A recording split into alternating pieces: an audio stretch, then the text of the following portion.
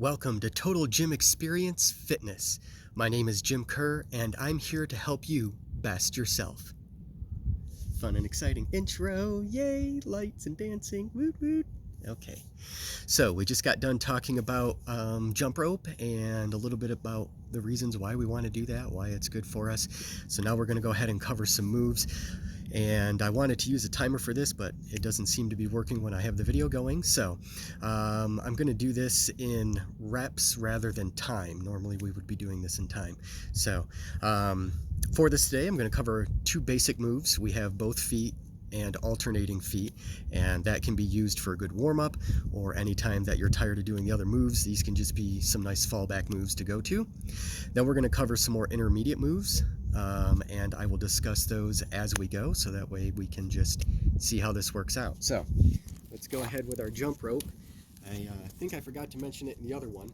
If you just happen to have access to a rope that's not fitted for you specifically, the way that you would want to adjust the rope for you, if you can, is to take one foot, step on the center of that rope, and then where the rope comes out the handles, this should be at about where your armpit is.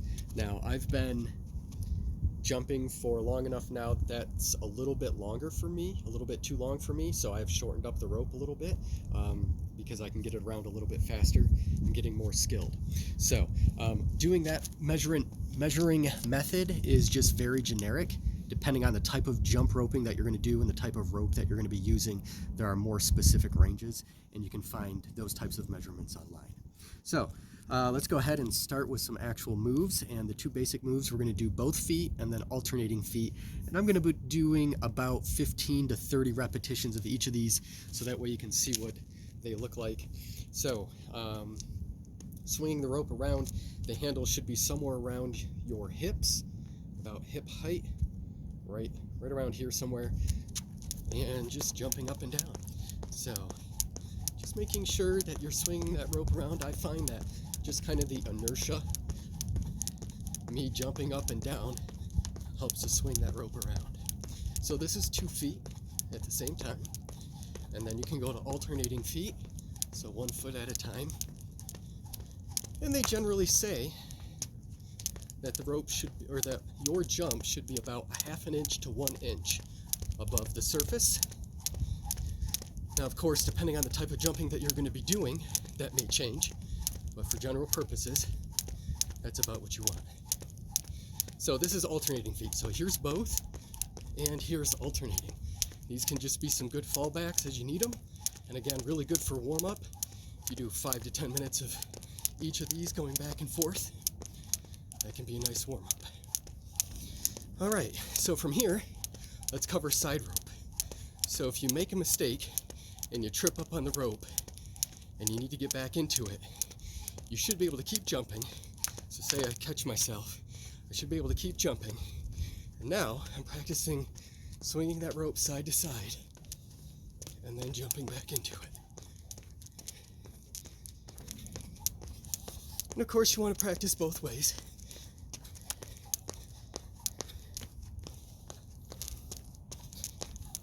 This is a tricky one to do, and I still have a lot of practice to go. But this is how you're going to transition to moving backwards, which we'll get to in a bit. But this is a side rope. And ta-da! Okay. Next, let's go ahead and cover high knees and butt kicks. So just like you would if you were doing them without the rope, you just have high knees.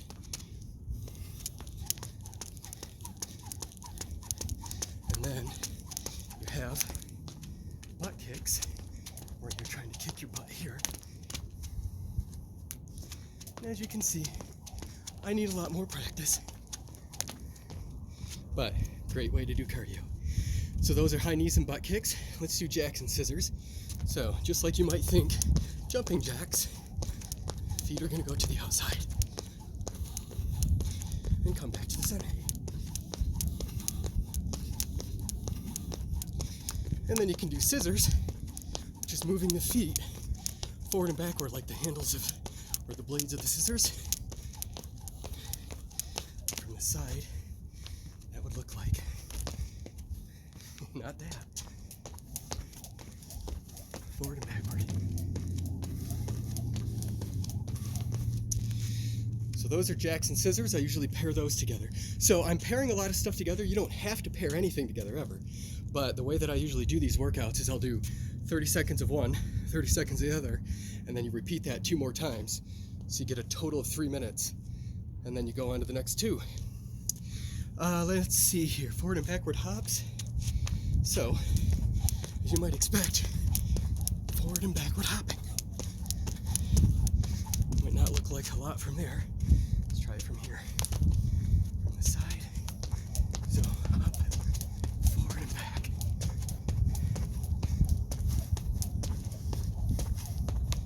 A lot of timing there. And then side to side hops. Same idea, but moving side to side.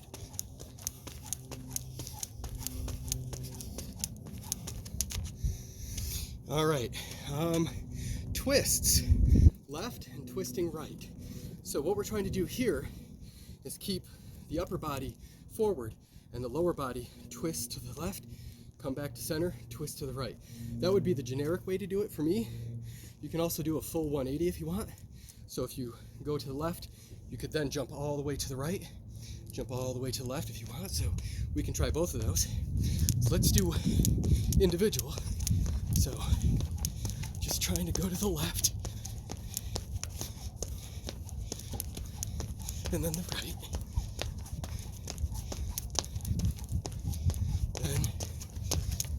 Then, yeah, sure. Jumping back and forth. Shoelace. So that one's a little tougher. That can be a good one to do. All right, check this one.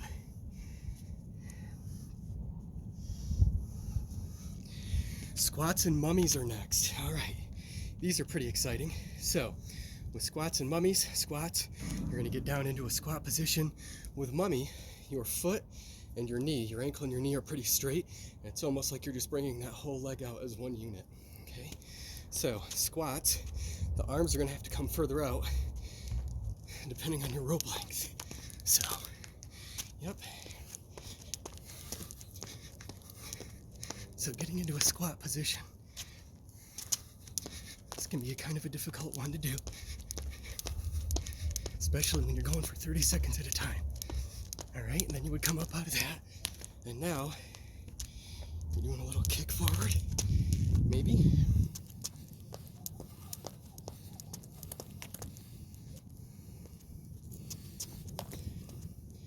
Maybe not so much. There we go.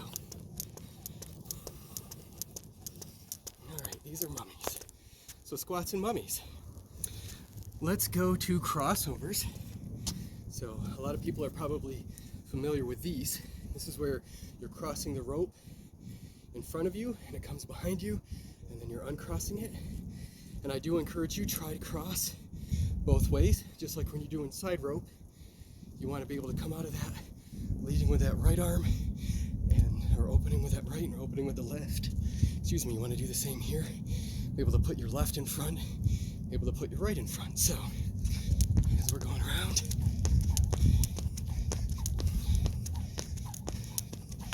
now I'm not proficient with these, so you can see I'll take an extra jump, get a little extra air in there to get my feet out of the way. As I get better with these, theoretically, I won't have to jump as high. So those are crossovers. Doubles. So doubles and triples. I haven't tried a triple yet.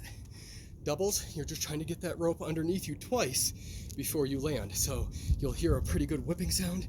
And again, I'm not proficient, so I tend to bring my legs up and out of the way a bit more.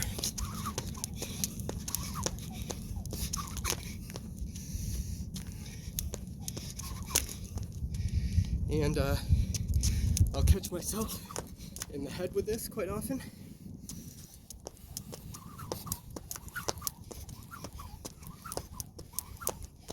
So I'll get there. All right. And then backwards. All right. This will be the last one we cover today. So with this, you're going to use that side rope. So here I am going forward, using the side, switching, doing a 180. Whoops. and then switching around again. Now, you don't have to put that 180 in there.